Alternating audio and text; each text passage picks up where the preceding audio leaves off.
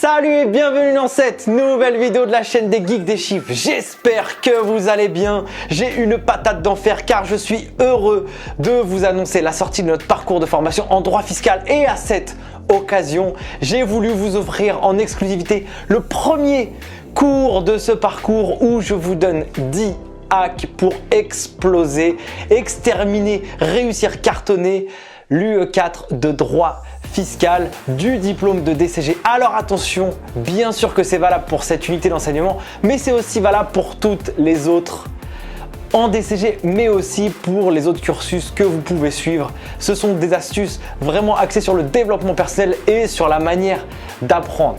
Donc j'espère évidemment que ça va vous plaire. Pour ma part, je me suis accolé à réaliser ce parcours de formation et franchement, j'ai pris un plaisir de dingue. Pour ceux qui nous suivent sur la plateforme en ligne Les Geeks des Chiffres, eh bien, je peux vous garantir que là, j'ai donné tout ce que j'avais en moi pour vous transmettre la passion de la fiscalité. Donc, je vous dis bonne écoute, bonne découverte et à très bientôt sur la chaîne des Geeks des Chiffres pour de très nouvelles et nombreuses aventures. Ciao! Salut et bienvenue dans ce premier cours dédié à la formation en droit fiscal DCG UE4. Je suis tellement content de vous accueillir pour cette première vidéo. Ce premier cours d'une longue épopée, d'un long chemin que nous allons vivre et parcourir ensemble pour littéralement exploser l'UE de droit fiscal de DCG. Dans le cadre de cette première vidéo qui est supra importante que je vous invite évidemment à suivre à la lettre, ainsi que la prochaine vidéo qui est peut-être encore plus importante avec toutes celles qui vont suivre. Nous allons voir dans le cadre de ce premier cours intitulé 10 hacks pour exploser le droit fiscal. 10 hacks pour pulvériser, éclater, déchirer, cartonner, tout ce que vous voulez, cette unité d'enseignement du DCG. Et si vous êtes sur un autre cursus, titre pro à l'université, etc. et que vous faites de la fiscale, croyez-moi que ça va vous être également utile parce que je sais que vous êtes nombreux sur la plateforme Les Geeks des Chiffres à suivre des cursus parallèles au DCG. Mais avant de commencer, j'ai envie de vous poser une question. Pourquoi êtes-vous ici?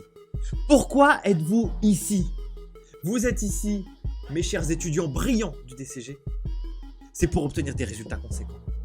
Vous êtes là pour obtenir des résultats, pour valider votre UE. Et pas que. Et pour ça, vous allez devoir allier deux choses extrêmement importantes. L'apprentissage et le passage à l'action. La multiplication de ces deux facteurs fera que vous aurez des résultats conséquents. Et vous les obtiendrez. Mais avant de commencer, j'ai envie qu'on fasse un pacte ensemble. Et j'ai envie qu'on se fasse une promesse. Une promesse. On ne lâche rien. Dans ce parcours de formation et dans cette quête à l'obtention du DCG ou de votre cursus, on ne lâche rien. On va au bout. On va au bout du programme et on va chercher des résultats de dingue. Ne soyons pas comme la majeure partie des personnes qui souscrivent à des parcours de formation en ligne et qui ne font que 10% du programme. Non! Vous devez aller au bout. 100% doit être réalisé. Faites cette promesse. Vous ne lâchez rien. Vous allez au bout. Et ensemble, on va chercher une pouf de notes excellentes. Je ne le dirai pas le mot. Je ne le dirai pas. Même si j'ai envie de le dire. On va chercher une purée de notes excellentes. Ensemble. Et vous allez contribuer à ça. Voilà le constat. Voici l'histoire. Sur les 10 dernières années. Alors, de 2009 à 2019. Je ne compte pas 2020, c'est encore pire. Les moyennes du taux de réussite de l'UE4 de DCG, c'est 41%. Donc, 4 personnes sur 10 valident cette UE. Donc, 6 personnes sur 10 ne valident pas. On va faire partie de ces 4 personnes sur 10 qui va faire qu'on va valider l'UE. Mais on va même faire partie des quelques personnes qui vont aller chercher une note de fou. Et là, je vais vous dire un truc. Le succès ne dépasse jamais le niveau de développement personnel. Le succès ne dépasse jamais le niveau de développement personnel. Ça veut dire que si vous avez un faible niveau de développement personnel, votre succès, il va être planché. Qu'est-ce que vous croyez? Les personnes qui réalisent des choses conséquentes dans leur vie, je ne dis pas qui deviennent milliardaires, tout ça, on s'en fout. Le principal, c'est de vivre la vie qu'on aime avoir. Le principal, c'est d'aller chercher et d'atteindre des objectifs qui nous sont propres, qui résonnent chez nous. Si moi, j'ai envie de cultiver des patates dans un champ et que ça me fait kiffer au quotidien et que j'ai envie de vivre que de ça, eh ben je le fais. Eh ben j'apprendrai comment faire pour cultiver des patates exceptionnelles, pour que ça puisse me nourrir et que ça puisse me faire vivre au quotidien. Et ben donc du coup, je me formerai, j'apprendrai. Par contre, je deviendrai excellent là-dedans. Ok? Donc le succès ne dépasse jamais le niveau de développement personnel. Et une autre chose, pour obtenir quelque chose que l'on n'a jamais eu, il va falloir faire quelque chose que l'on n'a jamais fait. Oubliez tout ce qu'on vous a appris par le passé. Pour obtenir quelque chose qu'on n'a jamais eu, il va falloir faire quelque chose qu'on n'a jamais fait. Donc, on va attaquer les hacks, mes chers étudiants brillants du DCG, et je vous garantis qu'ensemble, on va faire la misère. Donc, hack numéro 1, pensez à une chose, tout est possible. Virez-moi tout ce système de croyances. Je sais qu'il y a beaucoup d'étudiants qui sont dans des études parallèles et qui ont peur parce qu'ils n'y arrivent pas, parce qu'ils échouent, parce qu'ils pensent que le DCG ce sera trop dur, parce qu'ils ont une vie de famille et comment ils vont s'organiser, etc., etc., etc. Tout est possible. Dites-vous une chose, mentalisez, visualisez votre réussite. Dites-vous que vous allez y arriver. Dites-vous que vous êtes capable. Vous n'êtes pas moins bon que quelqu'un d'autre. Vous n'êtes pas meilleur que quelqu'un d'autre. Vous êtes capable d'y arriver. Dites-vous que vous allez chercher la note que vous avez envie d'avoir. 17 sur 20, ne vous bridez pas. 15 sur 20, si ça résonne chez vous, ne vous bridez pas. 20 sur 20, si ça résonne chez vous, ne vous bridez pas. 10 sur 20, si ça résonne chez vous, ne vous bridez pas. Dites-vous que vous allez valider votre UE cette année. Dites-vous que vous allez valider cette UE cette année et que vous allez adorer la fisca. Vous allez devenir un fiscaliste en herbe et ça va vous plaire. Visualisez votre réussite. Fermez les yeux. Imaginez-vous le jour des résultats, quel que soit le diplôme, et que vous voyez sur cette UE de DCG, UE4, que vous avez la meilleure note de votre relevé de notes. Que vous êtes parti chercher une note que vous ne pensiez même pas. Hack numéro 1, tout est possible. Hack numéro 2, fixez-vous un objectif clair. Sans objectif, la destination est incertaine. Avec un objectif, la destination est certaine. Imaginez-vous prendre le bateau, aller à la mer et ne pas savoir quel itinéraire prendre pour aller à New York ou peu importe, en Amérique latine, sur la côte. Et si vous ne connaissez pas l'itinéraire, comment vous allez faire? Il vous faut un objectif clair. Je veux valider mon DCG cette année. Je veux valider 3 unités d'enseignement du DCG cette année. Je veux valider mon UE avec 12 sur 20. Je veux. Fixez-vous un objectif clair, mais atteignable. Suffisamment ambitieux pour vous challenger et que ça vous pousse vers le haut, mais pas démesuré si ce n'est pas possible. Je vois trop d'étudiants qui me disent et qui écrivent des messages au support. J'ai 8 UE à passer, il me reste 2 mois. Est-ce que c'est possible? Oui, c'est possible. Mais avec le résultat qui ira en conséquence. Est-ce que vous serez brillant sur les 8 UE alors que vous êtes parti de zéro et que vous commencez avec seulement 8 semaines de travail? 1 semaine par matière. Ça va être compliqué. On ne va pas se mentir. Donc, il faut se fixer un objectif qui soit clair, smart, mesurable, atteignable, spécifique, etc., etc., pour ne pas être frustré. Il faut que ça vous challenge, il faut que ça vous tire vers le haut, il faut que ça vous donne envie, il faut que ce soit un peu ambitieux, mais il faut que ce soit atteignable. Hack numéro 2, mes chers étudiants. Un truc qu'on n'apprend jamais à l'école. Vous devez faire ce que les autres ne font pas. Vous êtes des étudiants brillants. Vous êtes des étudiants du DCG qui sont brillants.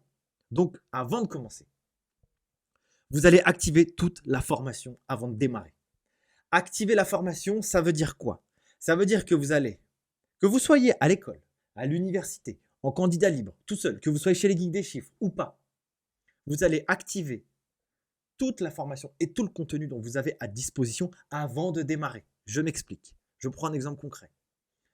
On est au mois de juillet. Vous êtes accepté dans une école de DCG pour une rentrée au mois de septembre.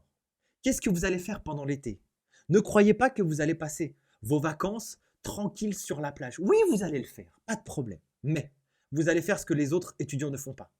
Vous allez acheter les bouquins du DCG, ou vous allez faire une formation en ligne comme celle-ci, ou vous allez prendre les cours des étudiants du DCG, peu importe. Vous utilisez les ressources du DCG et pendant l'été, vous allez tout regarder. Regardez pas tout dans le détail. Ne regardez pas tout dans le détail. Impôt sur le revenu, lisez tout ce qu'il y a sur l'impôt sur le revenu. TVA, lisez tout ce qu'il y a sur la TVA. Impôt sur les sociétés, lisez tout ce qu'il y a sur l'impôt sur les sociétés, de manière générale. Pourquoi? Parce que vous allez donner à votre cerveau de l'information. Et cette information, vous allez activer la formation et le contenu avant même de rentrer dans le game. Par contre, lorsque vous allez rentrer dans le game du DCG et dans l'apprentissage officiel, vous n'allez pas être dans la découverte du programme, comme tous les étudiants. Vous allez être dans l'approfondissement. Et ça fait une monstre différence. Donc, quand vous allez regarder cette vidéo et celle qui va arriver après, et ben voilà ce que je vous invite à faire. Vous allez regarder de manière rapide toute la formation, tout ce qu'il y a. Impôt sur les sociétés, tac, tac, tac, tac, tac. Impôt sur le revenu, tac, tac, tac, tac, tac. Vous regardez les vidéos en accéléré, comme ça, des petits passages. Vous regardez tous les PDF, etc., etc., etc. Ne vous formalisez pas. Si vous pensez que c'est trop compliqué, c'est pas grave. Ne vous prenez pas la tête. Suivez le process. On va vous accompagner pour réussir cette UE. Si vous êtes à l'école, vous avez les bouquins du DCG. Regardez tout le bouquin avant de rentrer, à la rentrée. Ça, c'est hyper important. Activez la formation avant de commencer. Comme ça, lorsque vous rentrez vraiment dans le jeu, vous êtes dans l'approfondissement et pas la découverte. Et ça fait une monstre différence. Ensuite, vous devez toujours planifier votre travail. Planifier son travail, c'est une base. Le plan, c'est la clé. Le plan, c'est la clé. Le plan, c'est la clé. Si vous n'avez pas de plan, vous ne savez pas où vous allez. Donc, à chaque session de travail, à chaque session d'apprentissage, vous devez exactement fixer des plages horaires pour apprendre. Et vous devez connaître en avance les cours, les exercices et les révisions à travailler. Si vous arrivez devant votre ordi et vous dites, bon bah voilà, alors qu'est-ce qu'on va voir aujourd'hui? C'est mort. Non, c'est pas comme ça qu'il faut faire. Il faut être préparé. La structure, ça vous permet d'exécuter les tâches les unes après les autres en sachant exactement quoi faire. Planifier, c'est perdre du temps pour en gagner. Planifier, c'est perdre du temps pour en gagner. Donc ça, c'est supra important.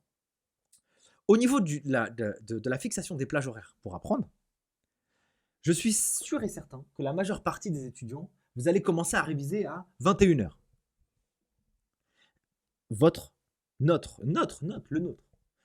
Notre corps humain, il est fait pour quoi? Il est fait pour travailler, vivre, être en activité la journée. Et la nuit, il est fait pour dormir. Le soir, il est fait pour dormir. Donc, dans notre rythme naturel, il se passe des choses dans la sécrétion des hormones qui commencent dès 5 heures du matin. Dès 5 heures du matin, il commence à se passer des choses dans le système hormonal pour activer le corps pour qu'il soit en forme pour la journée.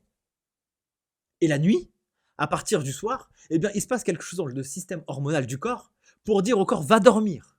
Donc, si vous vous apprenez quand vous devez aller dormir, vous êtes en inadéquation avec votre corps humain.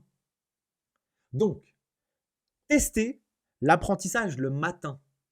Testez l'apprentissage le matin. Peut-être que ça vous n'ira pas. Peut-être que ça ne va pas aller chez vous. Mais en tout cas, testez-le. Expérimentez-le. Au début, ça peut être un peu difficile, etc.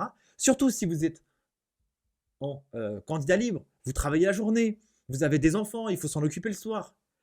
Révisez le matin. Travaillez le matin. Ça peut faire une monstre différence. D'accord? Et évidemment, il faut planifier ça. D'accord? Dans la vidéo prochaine, je vous expliquerai le cahier de suivi et le cahier de planification pour bien suivre ce parcours de formation. Ok? Donc ça, c'est hyper important. Cinquième hack, s'il vous plaît, mettez-vous en condition. Là, se mettre en condition, c'est se mettre en mode guerrier, quoi. En mode guerrier pour pouvoir réussir à la fois la formation, l'UE, mais toutes les autres que vous allez passer. Et même sa vie en général. Première chose, la mise en condition, ça va être la suivante. Il faut se calibrer. Se calibrer, ça veut dire quoi? Ça veut dire que, avant de commencer une session d'apprentissage, il faut être en pleine concentration. En pleine concentration. En pleine concentration. Ça veut dire que le cerveau, vous, votre objectif, il est là, avec moi, avec nous ou dans votre projet du moment. Donc, ce que je vous invite à faire, c'est qu'avant de commencer chaque session d'apprentissage, prenez 2, 3 à 4 minutes pour vous détendre et vous calmer. Ce que vous allez faire, c'est qu'à chaque session d'apprentissage, vous allez fermer les yeux, faire des respirations par le nez et par la bouche lentement. C'est ce qu'on appelle aussi la cohérence cardiaque. Vous pouvez aller regarder ça sur Internet et sur YouTube, vous trouverez des informations là-dessus. Ça va venir mettre votre cerveau en condition pour être concentré sur ce qui va se passer. Deuxième point pour la mise en condition, utilisez un mantra qui vous anime. Utilisez un mantra qui vous anime. Une phrase inspirante qui vous met en éveil et en action. Pour ma part, je le répète assez souvent, et là je l'ai dit juste avant, pour obtenir quelque chose que l'on n'a jamais eu, il va falloir faire quelque chose que l'on n'a jamais fait. Ça, c'est un de mes mantras, moi, qui m'anime. Un autre mantra qui m'anime, c'est que j'explique souvent ce concept qu'on appelle la légende personnelle. Un jour, j'ai lu un livre de Paolo Coelho qui s'appelle L'Alchimiste. Et ce bouquin, il est extraordinaire. Et je vous invite à le lire. Il raconte l'histoire d'un homme, le parcours initiatique d'un homme qui part à la quête de sa légende personnelle. Légende personnelle, synonyme, votre liste de vie professionnelle, personnelle. Qu'est-ce que vous voulez avoir accompli avant de quitter cette terre? Le temps passe vite. Donc, dans mon esprit, moi, lorsque je me fixe un objectif que j'ai écrit dans ma liste de vie, tout ce qui me détourne de ma légende personnelle doit être écarté. Ça veut dire que si dans votre légende perso, dans votre objectif du moment, c'est d'obtenir le DCG, alors ce qui vous détourne du DCG, vous devez l'écarter. Ça, c'est hyper important. Ensuite, troisième point, la mise en condition, c'est se mettre en tenue de combat. Évidemment, prenez des notes. Prenez des notes sur tout ce que je vous dis. Troisième point, se mettre en tenue de combat. Ce que j'aime bien, moi, c'est me mettre dans une tenue qui m'active, qui me motive, qui me stimule. Donc, soit je mets des vêtements de sport quand je travaille, ou soit je mets mon t-shirt les geeks des chiffres, ou mon pull les geeks des chiffres. Parce que lorsque je suis dans le game des geeks des chiffres, ma seule obsession, c'est de vous aider. Ma seule obsession, c'est avec l'équipe de construire une école qui va être là pour vous aider et vous aider à réussir et façonner votre carrière professionnelle, mais aussi les services comptables et financiers des entreprises pour que vous puissiez leur apporter une valeur de dingue. Donc la tenue de combat. Ensuite, votre environnement de travail. C'est hyper important de se mettre en condition sur l'environnement de travail. Votre bureau, clair, soigné, propre. Il n'y a rien qui traîne. Pourquoi? N'envoyez pas à votre cerveau des stimuli inutiles. Ayez l'esprit clairvoyant, une posture digne. Pas vous êtes affalé sur votre canapé. Non, non, non, non. Soyez droit, fier, concentré sur ce que vous allez faire. C'est hyper important. Dans votre environnement de travail, vous avez besoin d'outils. Est-ce que vous avez besoin de beaux stylos pour pouvoir travailler? Est-ce que vous avez besoin d'un répertoire précis dans votre Google Drive ou sur votre ordinateur pour prendre des notes? Utilisez quelque chose de simple, clair, mais qui vous donne envie. Quelque chose de joli. Ça, c'est hyper important. Moi, sur mon bureau, voilà ce que j'ai. J'ai une lampe, un ordi, un chargeur de téléphone. Voilà. C'est tout. Bon, là, j'ai mon micro tout de suite parce que je suis en train de faire le cours. Mais c'est ça que j'ai. OK? Ensuite, vous devez vous mettre en timing sur le timing d'apprentissage.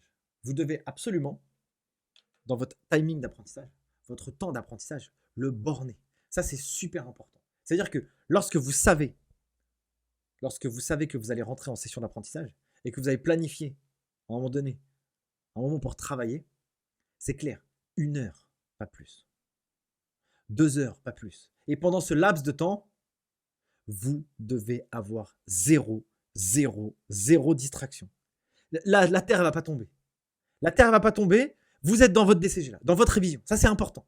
Donc, la famille, les amis, les réseaux, le téléphone, virez tout. À ce moment-là, virez tout. Si vous êtes mère de famille, père de famille, que vous avez des enfants, que vous êtes étudiant, vous avez des frères, sœurs, bref, peu importe, vous leur expliquez que par semaine, vous allez allouer un temps de X heures, minutes, jours pour la préparation de votre diplôme, pour la préparation de votre UE.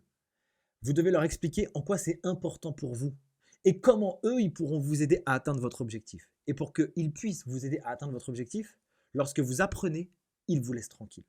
Ils vous laissent travailler. Parce que si vous avez pris 1 heure de temps pour travailler, ça, c'est 1 heure de temps que vous ne passez pas avec vos enfants. C'est 1 heure de temps que vous ne passez pas à prendre du bon temps pour vous. C'est 1 heure de temps que vous ne passez pas avec vos amis, votre famille, etc. Donc, il faut que ça ait de la valeur. Et donc, du coup, il ne faut pas être distrait à ce moment-là, sinon c'est nul. Le temps, c'est de l'argent. Le temps, c'est ce qu'il y a de plus précieux. La minute qui passe, elle ne reviendra pas. Donc, s'il vous plaît, par pitié, lorsque vous rentrez en session d'apprentissage, travaillez. Parce que c'est comme ça que vous aurez des résultats conséquents. Et c'est comme ça que vous ferez ce que la majeure partie des autres étudiants ne font pas. Je vous rappelle cette anecdote. Un jour, je suis parti à la bibliothèque car je construisais un parcours de formation en ligne. Et ce que j'ai voulu faire, c'est que j'ai voulu un peu m'imprégner de la manière dans laquelle les étudiants de nos jours apprenaient. Et donc, qu'est-ce qui se passe? On a un téléphone sur le bureau. J'étais assis en face d'une personne. Cette personne avait un téléphone en face d'elle. D'accord? Et ce téléphone, il vibre toutes les 10 minutes. Et donc, toutes les 10 minutes, cette personne prend son téléphone pour répondre. Alors, c'est génial. Hein? Moi, je suis resté 4 heures sur ma table. La personne en face de moi, je sais, franchement, honnêtement, elle a dû travailler 30 minutes. Et donc, une après-midi à la bibliothèque, une après-midi de perdu. Autant aller passer 3h30 de temps, aller s'amuser et s'éclater. On ne se rassure pas à travailler quand on est à la bibliothèque. Ou on ne se rassure pas quand on est face à notre écran et on se dit « Ah, je vais faire une session de révision ». Non, il faut que ce soit utile. Vaut mieux 30 minutes focus que 2 heures dispatchées. Parce que dès que vous allez vous déconcentrer, le cerveau, il va avoir du mal à se reconcentrer. Il va falloir faire de la cohérence cardiaque, il va falloir se recalibrer, se remettre en condition pour pouvoir réussir. Et ça ne va pas. Ok les amis? Ensuite, ce que je vous invite à faire, c'est d'écouter du bruit blanc. Le bruit blanc, c'est un outil formidable. C'est quoi? Ça peut être le bruit de la pluie, le bruit de l'orage, le bruit de la nature, le bruit de l'eau. Tapez ça sur Google, bruit blanc pour se concentrer.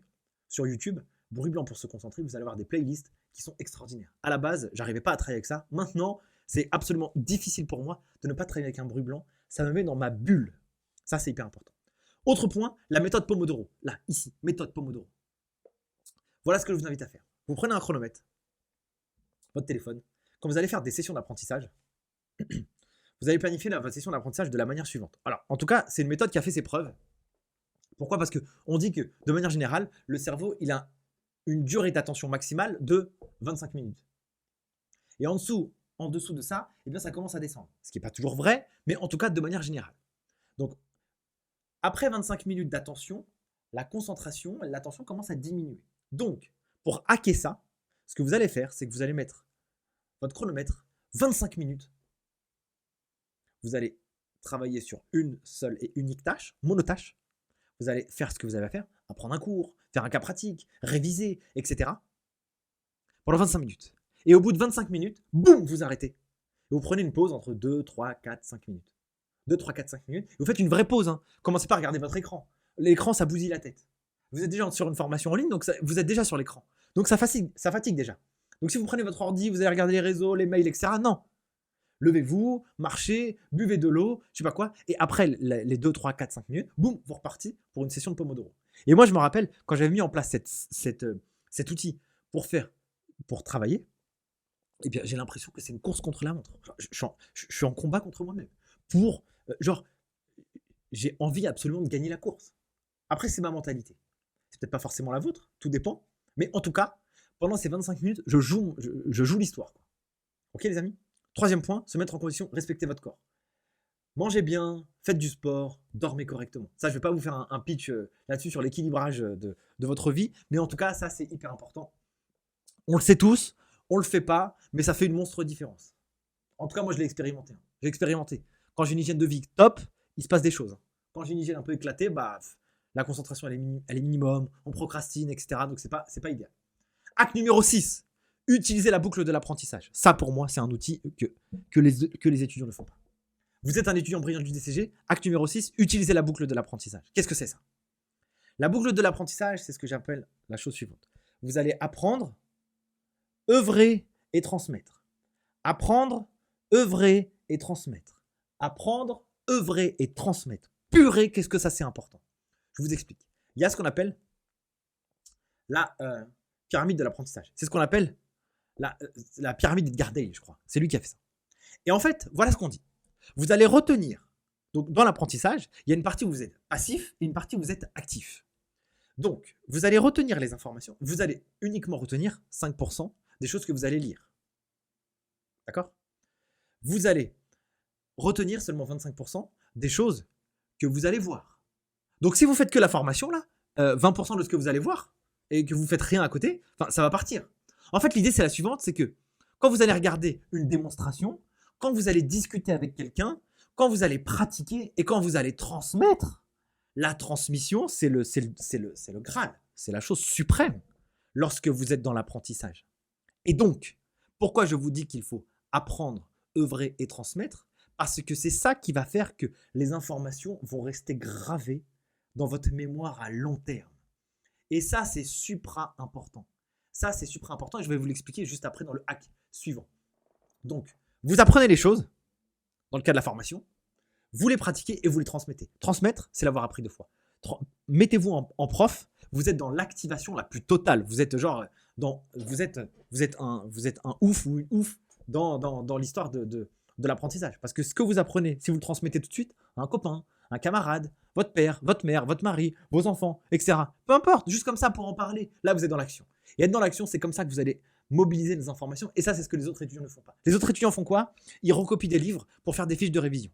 Voilà, c'est comme ça que ça marche. Non, c'est pas comme ça que ça marche. C'est pas comme ça qu'on apprend bien. Et croyez-moi que ça fait une monstre différence. Moi, ça fait depuis 2014 que je suis dans la formation.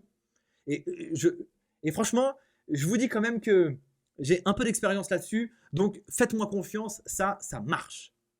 Ensuite, acte numéro 7. Révisez toujours et toujours. Révisez toujours et toujours. Voilà ce qui va se passer dans votre cerveau.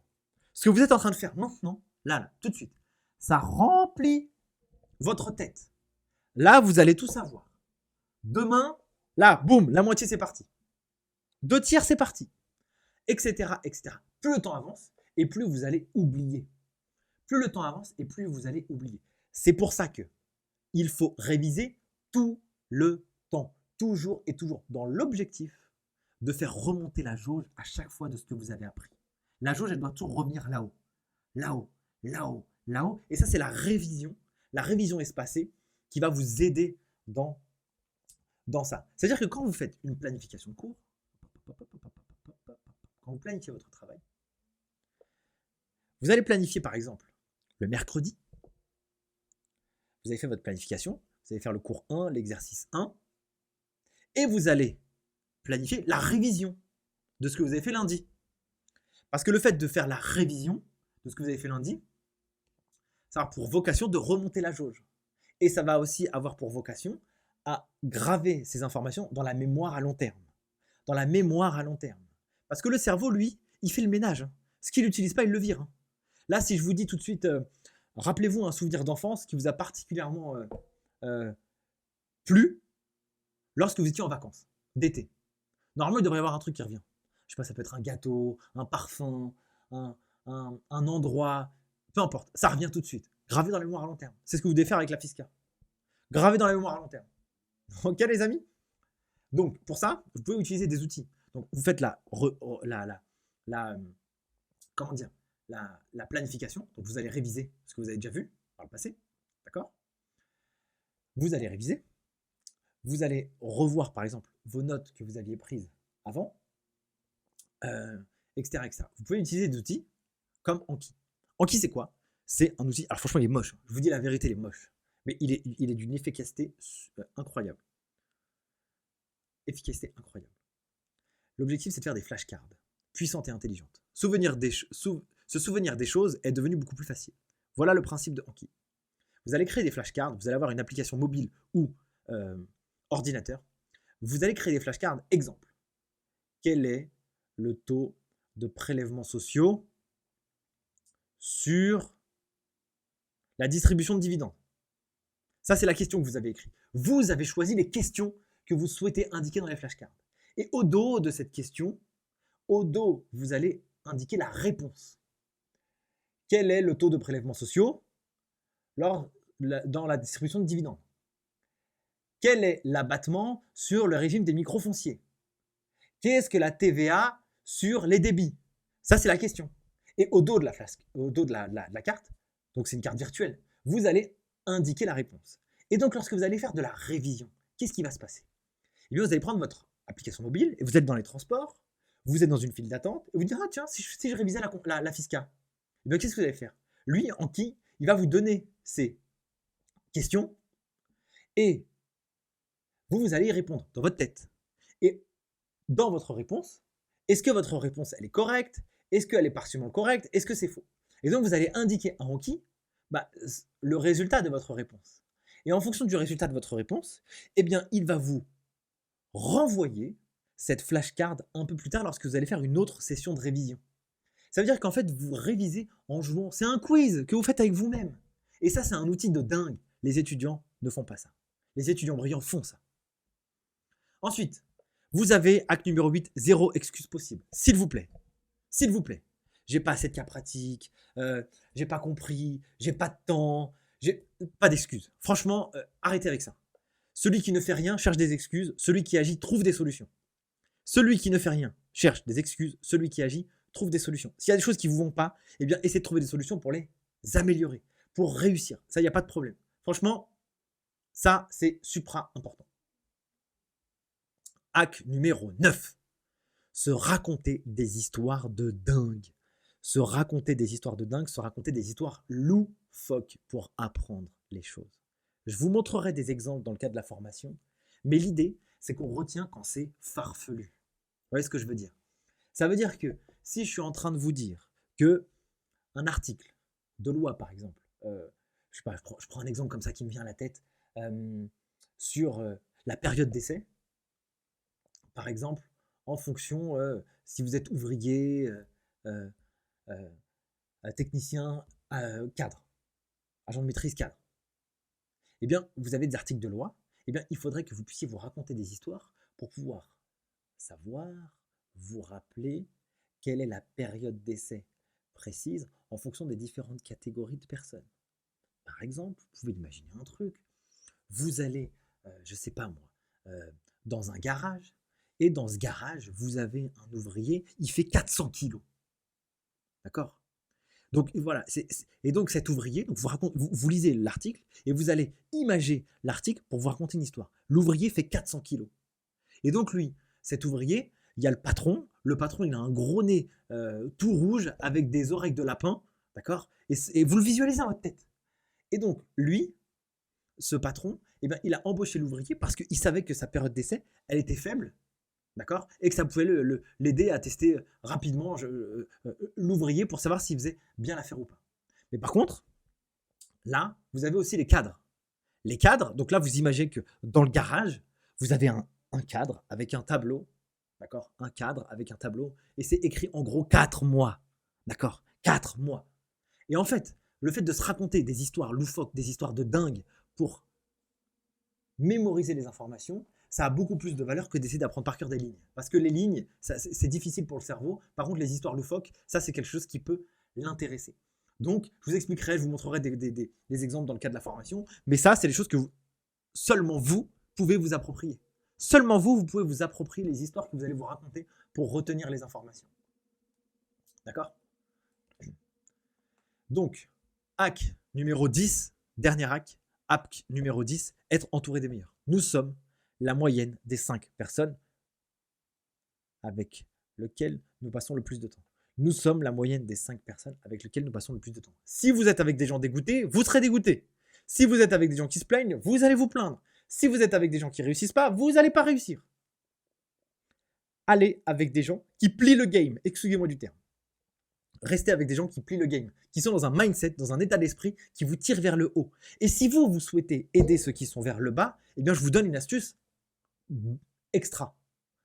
La boucle de l'apprentissage. Apprenez, œuvrez et transmettez.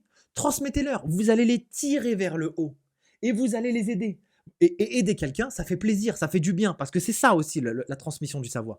C'est aussi envoyer la graine aux autres. Et si vous envoyez la graine aux autres et vous la faites pousser, croyez-moi que c'est une monstre différence. C'est super valorisant pour vous et vous avez appris. Donc si vous voulez aider ceux qui ne sont pas meilleurs que vous, tirez-le vers le haut. Mais si eux vous tirent vers le bas, ne restez pas avec eux. D'accord? Donc ça, c'est hyper important. Ensuite, hack bonus, prenez du plaisir. Kiffez ce que vous êtes en train de faire. Soyez dans quelque chose de jovial dans le cadre de ce parcours de formation et tout ce que vous entreprenez dans votre vie. Si vous faites les choses par contrainte et parce que ça ne vous plaît pas, ça ne marchera pas. Quand vous prenez du plaisir, vous avez le sentiment de ne pas bosser. Et quand vous avez le sentiment de ne pas bosser, le cerveau, il travaille beaucoup mieux. Et il aspire les informations. Vous voyez ce que je veux dire? Donc voilà pour ces 10 hacks plus un bonus. En tout cas, j'espère que ce cours vous a plu. Maintenant, il faut passer à l'action. Il faut passer à l'action toujours. Et oui, on apprend et on passe à l'action pour avoir des résultats. Donc, ce que je vous invite à faire maintenant, et ça, c'est des choses que vous allez voir tout le temps dans le cadre de la formation, toujours je vais vous demander de passer à l'action à la fin des vidéos, et il faudra le faire. Si vous voulez réussir, il faudra le faire. Vous devez écrire en arrière-plan de votre ordi votre objectif en une phrase ou écrire une phrase inspirante. Mettez dans votre ordi, dans votre téléphone, un endroit que vous regardez souvent, quelque chose qui vous tire vers le haut. Engagez-vous auprès d'un proche pour lui dévoiler votre objectif. Bah oui, parce que normalement dans le hack, là, ici, vous devez vous fixer un objectif clair. Là, on l'a dit. Fixez-vous un objectif clair. Fixez un objectif clair. Donc là, vous allez prendre un proche parce que dévoiler ses objectifs aux autres, c'est s'engager. Et quand vous engagez vis-à-vis des autres, vous engagez aussi avec vous-même. Faites-le. Engagez-vous auprès de vos proches et dites-lui concrètement ce que vous allez faire avec cette formation. Et ensuite, ce que je vous invite à faire, cap ou pas cap, vous imprimez les 10 hacks et vous les accrochez sur votre mur. Vous imprimez les 10 hacks. Alors après, ça fait un peu d'encre, hein, mais c'est pas grave. Faut pas réfléchir à combien ça coûte, faut réfléchir à combien ça rapporte. Vous prenez les 10 hacks, ou un seul, ou deux, ou trois, vous les accrochez à votre mur. Vous allez les regarder tout le temps. Votre subconscient, il va les regarder. Et si vous êtes capable, vous prenez une photo avec et vous le mettez sur le groupe Facebook de la communauté des geeks des chiffres pour inspirer les uns les autres et vous engager aussi finalement dans ce processus d'apprentissage pour la réussite de votre DCG et de votre parcours de formation en fiscalité. Mille merci d'avoir suivi ce cours. Je vous dis à tout de suite pour la prochaine vidéo et à bientôt. Ciao!